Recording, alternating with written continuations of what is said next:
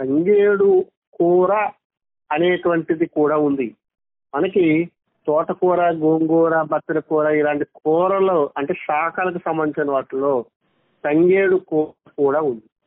ఈ తంగేడు కూర అంటే తంగేడు ఆకులని బాగా ఉడకబెట్టి దానిని మనం ఎలాగైతే తోటకూర వండుకుంటామో అలాగ పిడుపు కింద వండుకున్నట్లయితే, కొద్దిగా పోపు వేసి వండుకున్నట్లయితే దానివల్ల రుచ్యము కలుగుతుంది. అంటే ఆకలి పెరుగుతుంది, జీర్ణశక్తి పెరుగుతుంది, శరీరానికి బలం కలుగుతుంది.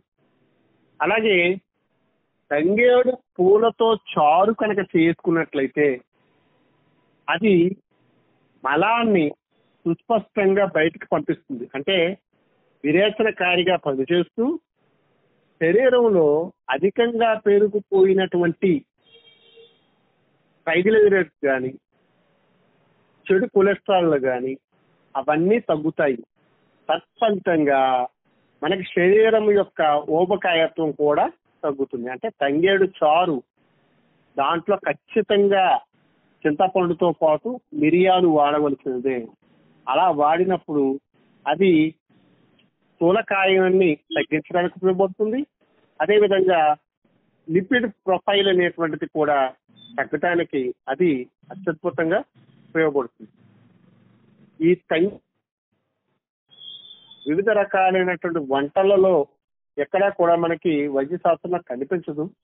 కానీ శాఖలకు సంబంధించిన అంటే ఫలపుష్పాలకు సంబంధించినటువంటి కొన్ని గ్రంథాలలో ఈ తంగేడు చారు ఉంది, తంగేడు యొక్క కూర కూడా ఉంది. అలాగే తంగేడు పప్పు కూడా వండుకోవడం ఆనవాయితీగా ఉంది. ఈ తంగేడు పప్పు వల్ల ప్రధాన గుణాలు ఏమి కలుగుతాయంటే వారికి పుష్టి, కాంతి వస్తుంది. అంటే పర్టికులర్ గా పెసరపప్పే వాడాలి, కందిపప్పు వాడకూడదు. ఆ పెసరపప్పు వాడటం వల్ల జీర్ణశక్తి అధికంగా కలిగి శరీరంలో ఉండేటువంటి మెలనిన్ యొక్క స్థాయిని తగ్గించి వాళ్ళకి శరీరం యొక్క కాంతి పెరిగేలా చేస్తుంది.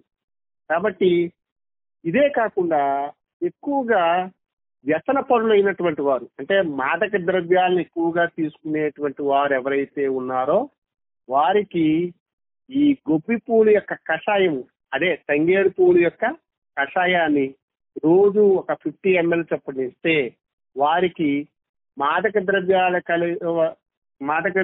తీసుకోవడం వల్ల కలిగినటువంటి తిమ్మిరి, తిక్క తగ్గుతుందని మనకి అనేక రకాలైనటువంటి గ్రంథాలలో, పర్టికులర్ గా ఆయుర్వేద గ్రంథాలలో చెప్పడం జరిగింది. కాబట్టి తంగేడును ఉపయోగించుకోండి. తాతలు అయ్యే వరకు బ్రతకడానికి ప్రయత్నిద్దాము. తంగేడుతో అద్భుతమైన యోగాలు తెలుసుకున్నాం కదా. మరొక ఎపిసోడ్ లో మరి కొన్ని విషయాలు తెలుసుకుందాం. సెలవు.